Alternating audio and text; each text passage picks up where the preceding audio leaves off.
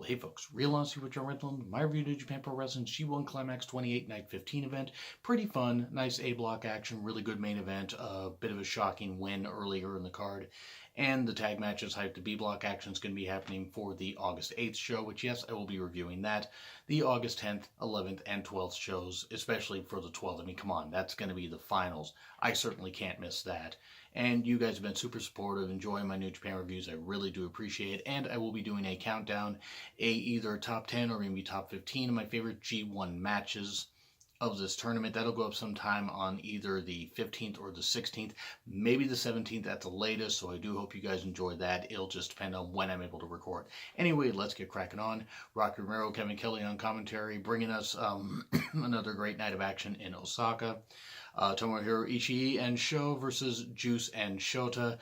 Thankfully, Ishii seems to be doing fine after that great, fantastic match with Kenny Omega, which, by the way, check out that review, the Night 14 event. I really enjoyed doing that one. That one had just two super fantastic matches. I mean, I really can't say enough great things about them.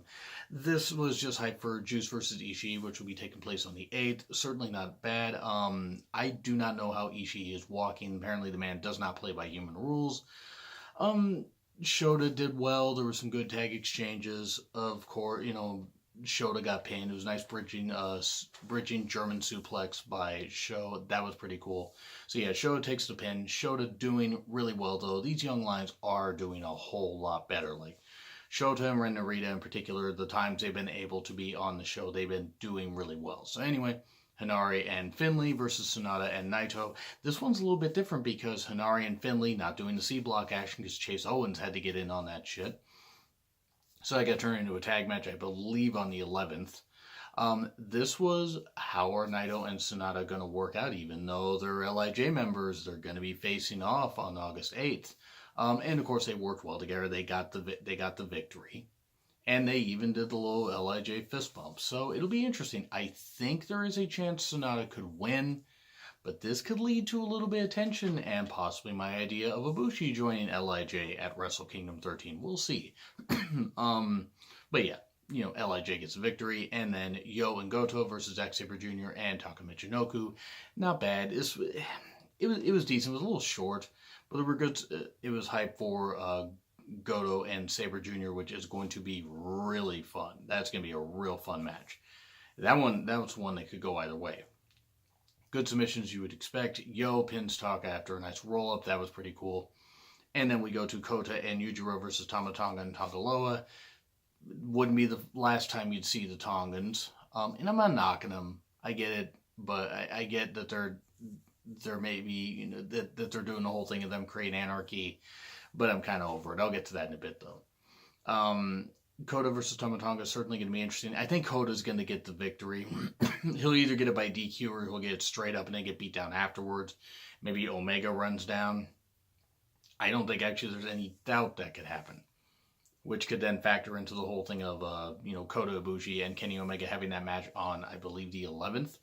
Which is going to be, that's going to be blow away. I think that could end up being a time limit draw. I think Okada and Tanahashi could be a time limit draw, and I think this could be a time limit draw. It was very, very short. Ape shit by Tonga Loa. Pinned Yujiro, of course. There we go with that. It was a short match. It is alright, but they had to save Tonga Loa and Tama Tonga for the run-ins they were going to do later. I wonder which match they're going to run in on. Then Yano and Gato, they're kind of an odd team because you have Yano, who actually can get some victories, and then Gato, who almost never gets any victories, versus Kenny Omega and Chase Owens. There was a lot of comedy in this, which is probably for the best. Kenny Omega and Tomohiro Ishii, again, go and watch that match if you haven't yet. And if you have watched that match, watch it again because it's fucking tremendous. And I'm not even the biggest Kenny Omega fan, but the guy delivers some great performances, and Tomohiro Ishii has been the MVP. Him and Kota Ibushi have been like co-MVPs of this G1. I don't really think there's any argument with that. I mean, at least my personal opinion. It was hype for Yano versus Omega, which that's going to go, 8 minutes, maybe, and Omega's going to win. If Omega loses to Yano, that's going to be a bit shocking. Nothing against Yano. Just saying, at this point, him beating Omega, Is that really something you want to see? Yano challenge for the IWGP title later? I mean, I'm a Yano fan. I don't even want to see that. There was a lot of comedy though, the rowboat stuff, and Yano and Omega going with the hair pulling and just the comedy and stuff like that. It was good. It was a good way to keep Omega active in the ring, but at the same time not use him too much because he had to have been beat up. I mean, come on, after that match with Ishii, again, I'm going to stop talking about that match, but after that, it's a good thing to have a nice little light comedy match. And of course, Chase uses his package, pile driver, to get the victory. I'm going to keep saying that joke and driving it into the ground because I always drive my jokes into the ground. But yeah, Omega and Chase Owens got the victory. And then we move on to A-Block action. Yoshihashi versus Bad Luck Fale. I'm going to give you 3 guesses on what happened. Interference happened. A whole goddamn lot of interference. Tonga Loa, Bad Luck Fale. Nothing against Bad Luck Fale, but it's just this was a match where poor Yoshihashi, he may never be more than a mid-card guy in New Japan, but it just seems like he's just getting like beat down like a lot.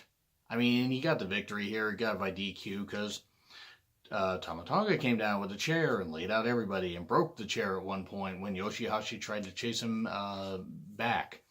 But yeah, Yoshihashi gets victory. So Bad Luck Fale, still, they're doing it where he hasn't been pinned or submitted, yet he's lost quite a bit because he's lost by DQ.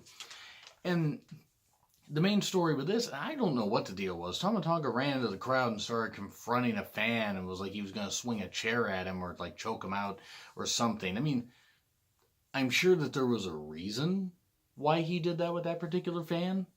I don't know. It was really odd, though. I don't know if the fan owed him money. I don't know if it was a dispute over a woman. I have no clue. I don't know if it was just for laughs. The fan seemed in on it. The fan seemed into it, but it was just weird. But anyway, yeah, the interference. I'm over this shit. This is one of the reasons I'm actually going to be glad the G1 is almost over because the interference hopefully will subside. Probably not going to subside for the Road to Destruction shows that they're going to be doing. Which I'll look at the schedule and get back to you guys on how many of those I'm going to be able to watch.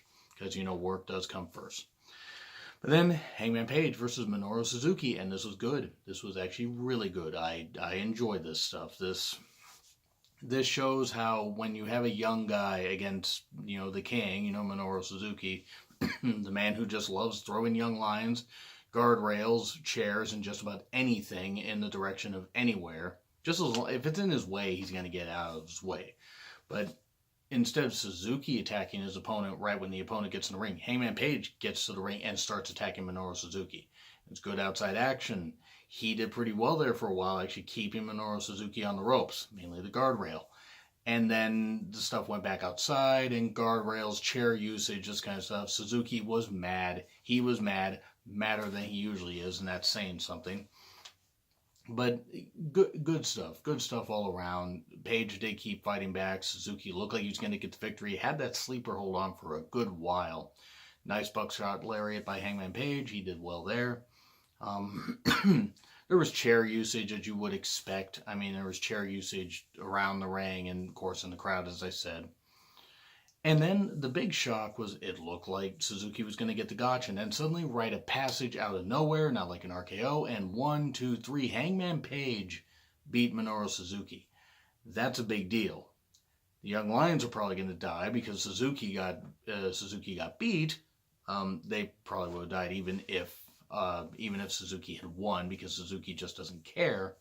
But Hangman Page beating him was a big goddamn deal. That was actually a really big deal, and that was good stuff. It was a big win for Hangman Page. I can't wait to see what this guy does at into the fall and even at Wrestle Kingdom. I would like to see what they're going to do with him. And then Makabe versus Jay White. It was decent. It wasn't great. Jay White's got a bit of a different style, where sometimes he can have a great match. Like I enjoyed the match he had with Hangman Page. As Strong Style evolved and other people didn't. This one with Makabe, it was what it was. It wasn't bad. It was outside quickly, a lot of guardrail spots as you would expect. Commentary not getting knocked off the air. There was good wrestling, but of course you had chair usage, and Jay White is at 12 points. Jay White, hit the Blade Runner, and he's at 12 points.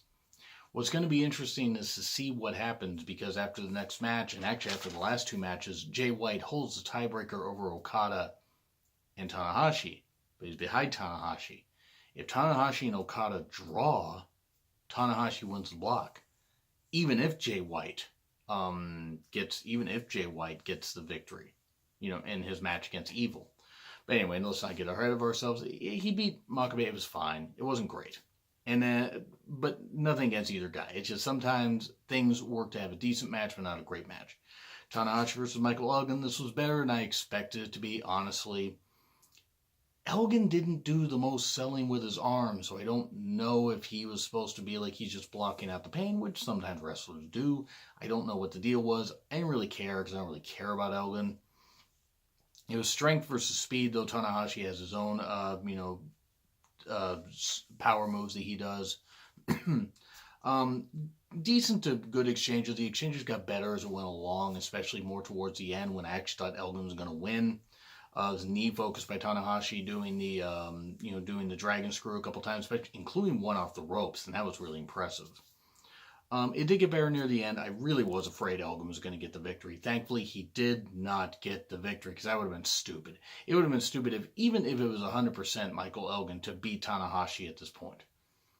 If they want to go with Tanahashi winning the block, but not winning the G1, fine. Hey, if they want to go with Tanahashi winning the G1, and then losing the contract at some point when he tries defending it, okay. Because at this point, does Tanahashi need to be IWGP Heavyweight Champion again? I'm not saying I'd be opposed to it, but I mean, does he really need to be? He's super over anyway. But we'll see what happens. He got a roll up out of nowhere. It looked like Elgin was going to get the victory, and then Tanahashi was a bit of I don't know if it was just a bit of a flub. I don't even think it was really a botch on either guy. It was just a flub. But got the roll up, 1, 2, 3. Tanahashi's at 14 points. He's in the driver's seat, even though he lost to Jay White. Interesting. Very, very interesting. And then Okada versus Evil. Good main event. This one might actually be on my favorite G1 matches of the tournament.